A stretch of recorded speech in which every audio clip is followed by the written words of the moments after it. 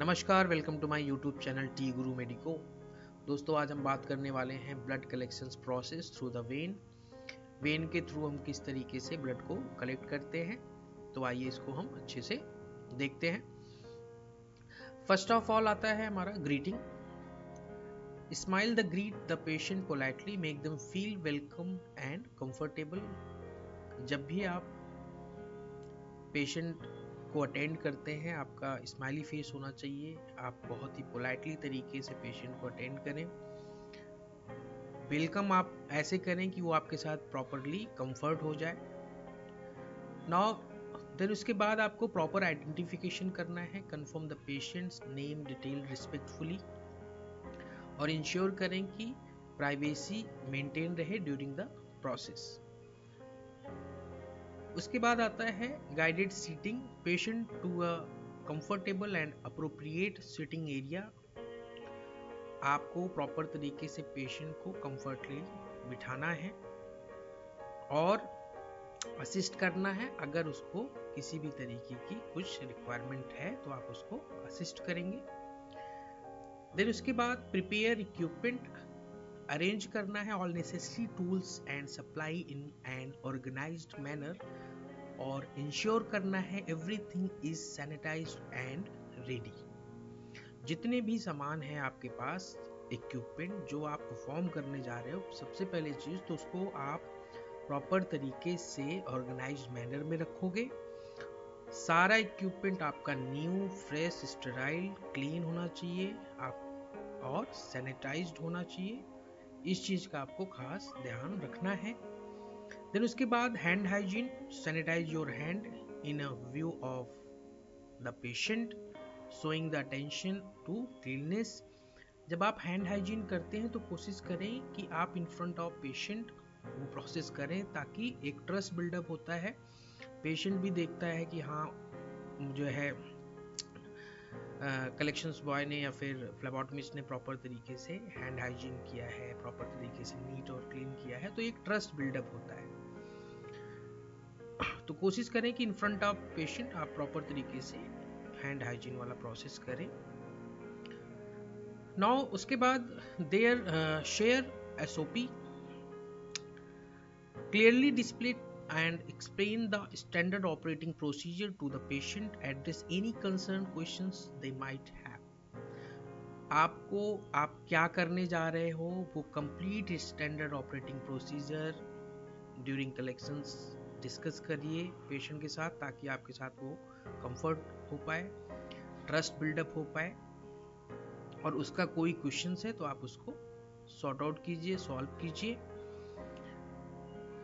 Then उसके बाद display transparency, open the kit in the front of patient with care, ensuring they see the entire process, wear gloves and mask professionally and hygienically. आप जो भी सामान use करने जा रहे हैं, जो भी इक्विपमेंट आप यूज करने जा रहे हैं, जो भी कंज्यूमेबल्स आपके पास हैं जो आपको ब्लड कलेक्शन प्रोसेस में परफॉर्म करना है, आप उसको प्रॉपर तरीके से जो है पेशेंट के सामने ओपन करें। ग्लव्स, मास्क ये प्रॉपर तरीके से वेयर करें आप। Now show the seal needle, present the seal needle to the patient before processing, reassure the patient of the equipment straightly to build trust।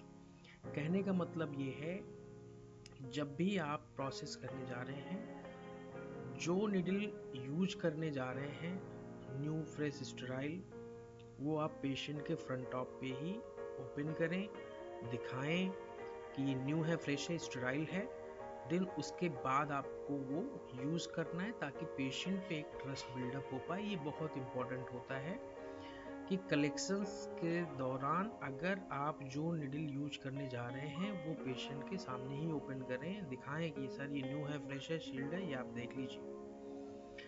Then उसके बाद apply the tourniquet, place the tourniquet gently 3 to 4 inches above the chosen puncture site, explain the purpose of the tourniquet to ease any concern। आपको टोर्निकेट apply करना है 3 to 4 inches puncture side से से और explain करना है। अगर किसी भी टाइप का कंसर्न है पेशेंट को तो आप बताएंगे कि ये क्यों अप्लाई किया जाता है, इस चीज़ का आपको ध्यान रखना है। उसके बाद locate the vein, palpate the vein gently to the find the most suitable puncture site, be considerate and avoid causing unnecessary discomfort. Patient को प्रॉपर जब आप बिठाते हैं, प्रॉपर जब आप उसका वेन फाइंड आउट करते हैं तो बहुत ही प्रॉपर तरीके से आपको फील करना है और बहुत ही जो है प्रोमिनेंट जो वेन है उसी को आपको पंक्चर करना है। तो इस चीज़ को आपका खास ध्यान रखना है कि प्रॉपर फाइंड आउट करने के बाद ही आप जो है प्रिक करें। इस चीज़ का आपको खास ध्यान रखना है कि वेन फाइंड आउट करने के बाद ही आप प्रॉपर तरीके से प्रिक करें ताकि मिस प्रिकिंग का इशू ना बने। Sanitize the area, clean the selected puncture site using an alcohol swab in a circular motion. Allow it to dry while explaining. This is to prevent infection. जब आप फेन find out कर लेते हैं उसके बाद आपको उस पर्टिकुलर एरिया को एंटीक्यूवेटल फोसा बोलते हैं। अगर आप एंटीक्यूवेटल एरिया से जो है कलेक्शंस कर रहे हैं तो उस एरिया को आपको सर्कुलर मोशन में जो है प्रॉपर तरीके से अल्कोहल स्वैब से क्लीन करना है। उसके बाद उसको ड्राई होने देना है। देन उसके बाद आप वहां पे प्रिक करोगे और ये आप उनको एक्सप्लेन कर दो ये क्यों यूज किया जा रहा है पेशेंट को। उसके बाद prepare cotton swab, ensure enough sterilized cotton swab are ready for use, place them in an accessible clean area. आपके पास प्रिपेयर होना चाहिए cotton swab, enough sterilized cotton swab आपका प्रिपेयर होना चाहिए ताकि आप कलेक्शंस के टाइम पे किसी भी तरीके की प्रॉब्लम नहीं आए। पेनलेस प्रिकिंग करनी है। Perform the needle insertion gently to the minimise discomfort, reassure the patient throughout the process to reduce anxiety. Painless pricking करनी है और पेनलेस प्रिकिंग आप तभी कर सकते हैं जब आप कॉन्फिडेंट हैं, जब आपको प्रॉपर वेन फाइंड आउट हुई है, आपको एंगल पता है, प्रोसेस पता है, आप प्रॉपर तरीके से फिर आप परफॉर्म कीजिए और बिल्कुल भी घबराने की ज़रूरत नहीं है। पेशेंट को मोर कंफर्टेबल होके बिठाइए और किसी भी तरीके का उसको कंफ्यूजन है तो एक्सप्लेन कीजिए और प्रॉपर तरीके से सैंपल्स को कलेक्ट कीजिए। देन उसके बाद apply a band aid. After ensuring no further bleeding, apply a band-aid on the punctured site approximately 2 minutes after needle removal. Gently inform the patient about the post-care instructions such as avoiding pressure on the area. जब भी आप after collections बैंडेड apply करते हैं तो आपको patient को inform कर देना है कि इसको 2 मिनट के बाद या फिर 2 से 3 मिनट या 2 to 5 मिनट्स के बाद आप इसको रिमूव कर सकते हैं। इस पे प्रेशर अप्लाई नहीं करना है। आप इसको प्रॉपर जब भी रिमूव करें डिस्पोजेबल बॉक्स में डाल दें। अगर ब्लड कलेक्शन सेंटर पे है तो बायोमेडिकल वेस्ट होता है उसमें डिस्कार्ड कराना है, और अगर फ्लेबोटमिस्ट होम कलेक्शंस पे गया हुआ है तो इंस्ट्रक्शन दे के आए कि इसको रिमूव करके डस्टबिन के अंदर डालना है, ऐसे खुले में कहीं नहीं फेंकना है। इस चीज का जो है ध्यान रखना है। Now then dispose the contaminated material, safely discard all used material, needle, gloves, cotton swab in a disposable box as per medical waste protocols. Proper तरीके से जितने भी इन्फेक्टेड मटेरियल हैं कलेक्शंस के बाद, जो भी सामान वेस्ट जो भी निकला वो एक तरीके से इन्फेक्टेड है, तो उस इन्फेक्टेड मटेरियल को एज पर गाइडलाइन आपको डिस्पोजेबल बॉक्स के अंदर या बायोमेडिकल वेस्ट के अंदर डिस्पोज करना है। इस चीज़ का आपको खास ध्यान रखना है। तो और उसके बाद आप sanitize hand after handling contaminated material. तो मैं यही आपको बताना चाहूँगा कि जितने भी कंटामिनेटेड मटेरियल्स हैं आफ्टर कलेक्शंस वो इन्फेक्टेड हो चुके हैं, तो उनको आप एज पर बायोमेडिकल गाइडलाइन आप उनको प्रॉपर तरीके से डिस्पोज करेंगे और उसके बाद अपना हैंड सैनिटाइज करेंगे। हैंड हाइजीन बहुत इंपॉर्टेंट है। काम करने से पहले, काम करने के बाद आपको हैंड हाइजीन करना बहुत ही जरूरी है। तो इस चीज़ का खास ध्यान आपको रखना है। जितनी भी रिस्पेक्टिव फ्लेबोटमिस्ट है, ब्लड कलेक्शन बॉय, ये इस चीज़ का आपको खास ध्यान रखना है। ये बहुत इंपॉर्टेंट होता है कि अपनी सेफ्टी भी इम्पोर्टेंट है, पेशेंट की भी सेफ्टी इम्पोर्टेंट है। तो ये ध्यान रखें कि जब भी प्रोसेस कंप्लीट हो जाए या प्रोसेस करने से पहले हैंड हाइजीन बहुत ही जरूरी है। देन उसके बाद आता है label the tube, write the clearly and boldly on the tubes with the following details. आपने कलेक्शंस कर लिया, देन उसके बाद name, age, gender, order ID, आप प्रॉपर तरीके से बारकोड मेंशन होता है ट्यूब पे, उसके बगल में कैपिटल लेटर में सीडी मार्कर से बोल्ड तरीके से लिखें ताकि लेबोरेटरी वालों को पढ़ने में दिक्कत ना हो। और उसको double check the details with the patient order for accuracy, double check करें, ये बहुत जरूरी है। प्रॉपर तरीके से डिटेल मेंशंस होनी चाहिए ट्यूब के ऊपर भी, name, age, gender, order ID, recross match करके चेक करके आपको आगे फॉरवर्ड करना है। अगर आप जैसे फ्लेबोटमी होम कलेक्शंस होता है, कई फ्लेबोटमी होम कलेक्शंस पे जाते हैं, तो scan the tube and sync the sample, तो मोबाइल एप्लीकेशंस यूज करते हैं जो उनको प्रोवाइड किया गया है कंपनी की तरफ से। तो use a barcode scanner on application to scan the blood collection tube. Ensure the sample data is synced correctly to the system while at the customer locations. Confirm details like patient name, order ID and sample type. कहने का मतलब ये है कि कुछ फ्लेबोटमी जो field operations में होते हैं वो एक अपने मोबाइल में कंपनी के थ्रू जो है उनको जो एप्लीकेशंस प्रोवाइड की गई है उस एप्लीकेशंस के through he in front of patient या होम लोकेशंस पे ही उनको सारी डिटेल्स जो है एप्लीकेशंस में फिल करना होता है, बारकोड स्कैन करना होता है। तो वो प्रोसेस वहीं पे करें और वहीं पे ही सारी डिटेल फिल करके क्रॉस चेक करके आप प्रॉपर तरीके से सिंक करें। Handle urine samples, ensure the urine container is surely sealed and properly labelled with the same detail as above. Hand over the urine sample to the patient, the referred laboratory team with the care and confirmation.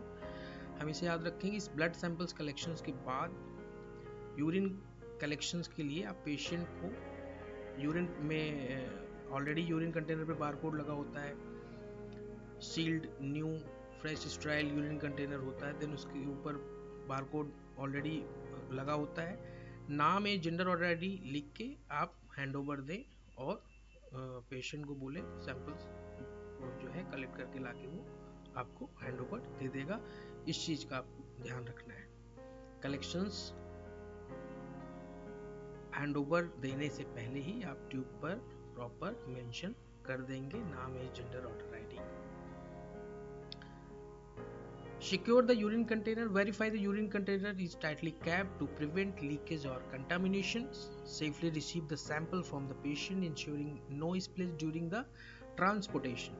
इस चीज़ का खास ध्यान रखना है कि samples collect करके जब patient आपको हैंड ओवर दे रहा है तो उसको आप प्रॉपर तरीके से चेक कर लें कि टाइटली कैप्ड है या नहीं, ताकि ट्रांसपोर्टेशंस के टाइम पे जो है वो स्पिल होने का खतरा ना रहे। इस चीज़ का बहुत खास ध्यान रखना है आपको। मैं दोबारा रिपीट कर देता हूँ कि यूरिन कंटेनर पेशेंट को हैंड ओवर देने से पहले लेबल्ड होना चाहिए और पेशेंट जब आपको सैंपल्स हैंड ओवर दे रहा है तो आपको क्रॉस वेरीफाई करके चेक करना है कि कंटेनर टाइटली कैप्ड है या नहीं, लीकेज का तो कोई खतरा नहीं है, क्योंकि कई बार होता है कि अगर आप ट्रांसपोर्ट कर रहे हैं यूरिन को तो वो स्पिल हो सकता है, तो इसलिए आपको रिक्रॉस चेक पहले कर लेना है। Pack the sample in the cooling box. Place the collected blood and urine sample in a cooling box with ice pack to maintain proper temperature during transportation. Arrange the samples securely to prevent any movement or damage. 2 to 8 degree temperature आपको maintain करना है cooling box के अंदर with chilled ice pack के साथ में। इस चीज़ का आपको खास ध्यान रखना है। और सैंपल्स प्रॉपर तरीके से वर्टिकल पोजीशन में रखना है ताकि किसी भी तरीके का हीमोलाइज डैमेज होने का खतरा ना रहे। तो टेस्ट ट्यूब रैक होती है जिसमें ट्यूब को आप स्टैंड करेंगे वर्टिकल पोजीशन में, प्रॉपर तरीके से सैंपल्स को रखेंगे विद आइस पैक के साथ ताकि किसी भी तरीके का कोई इशू ना हो। Dispose of medical waste as per SOP। देखो ये चीज़ें बहुत इंपॉर्टेंट है, ये मैं दोबारा भी रिपीट कर देता हूँ। Collect all use material. किसी भी तरीके का मटेरियल आप अगर होम कलेक्शंस पे गए हैं तो वहाँ पे छोड़ के नहीं आना है। और अगर आप लेबोरेटरी के अंदर कलेक्शंस कर रहे हैं तो इन फ्रंट ऑफ आपके पास बायोमेडिकल डस्टबिन है, उसमें आपको डिस्पोज करना है। तो इस चीज़ का फ्लेबोटमिस्ट खास ध्यान रखें कि collected all used material, needle, gloves, swab and follow standard operating procedure for biohazard waste disposal. Seal the medical waste in an approved biosafe bag for proper disposal. Field पे हैं तो सैंपल को बायोसेफ बैग में proper तरीके से carry करके लाके dispose करेंगे। अगर आप लेबोरेटरी के अंदर कलेक्शंस कर रहे हैं, हॉस्पिटल में कलेक्शंस कर रहे हैं, कलेक्शंस एरिया में, तो वहाँ पे बायोमेडिकल वेस्ट आपके फ्रंट ऑफ पे होगी। तो प्रॉपर तरीके से जो भी वेस्ट डिस्पोजल है उसको आप प्रॉपर तरीके से कलर कोडेड बायोमेडिकल में डिस्पोज करेंगे। इस चीज़ का आपको खास ध्यान रखना है। किसी भी तरीके का बायोमेडिकल वेस्ट आप कहीं पे भी खुले में नहीं छोड़ सकते, ठीक है, ये बहुत इम्पोर्टेंट है। तो इसीलिए बायोमेडिकल वेस्ट की गाइडलाइन है, उसको आप फॉलो कीजिए और प्रॉपर तरीके से कलर कोडेड डस्टबिन बनाई गई है उसमें आप प्रॉपर डिस्पोज कीजिए। देन उसके बाद अब इम्पोर्टेंट नोट है कि ensure all data is synced accurately. इस चीज़ का आपको खास ध्यान रखना है कि आप प्रॉपर जो पेशेंट का डेटा है वो प्रॉपर तरीके से आपके रिकॉर्ड में होना चाहिए।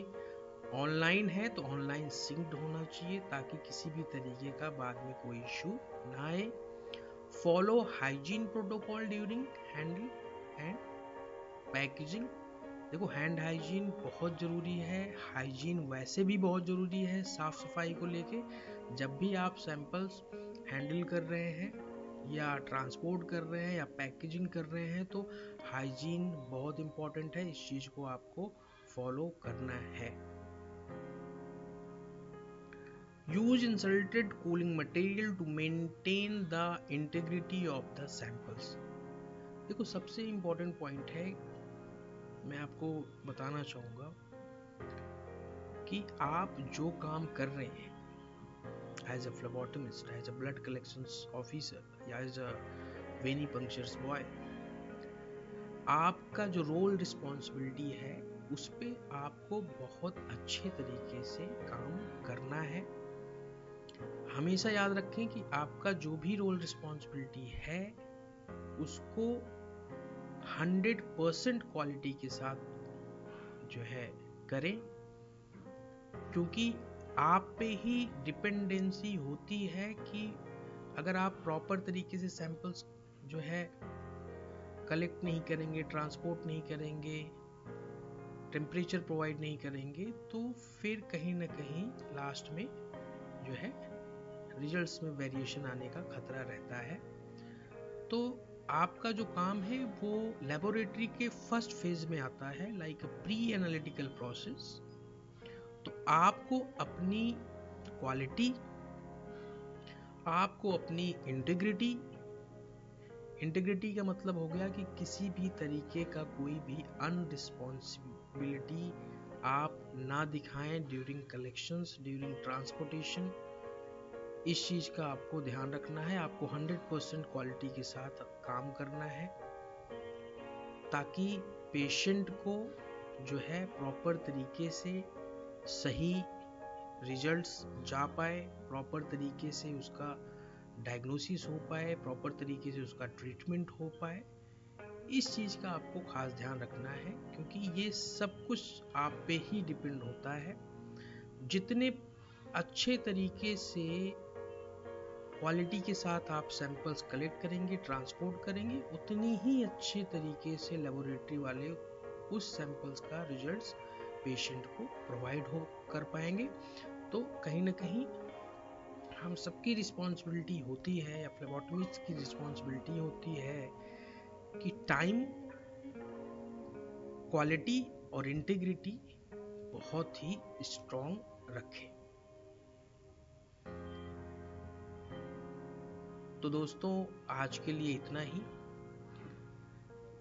वीडियो पसंद आई हो तो आप लाइक करें, सब्सक्राइब करें, कमेंट करें। नेक्स्ट टॉपिक पे आपको किस टॉपिक पे आपको वीडियो चाहिए। आज के लिए इतना ही। धन्यवाद।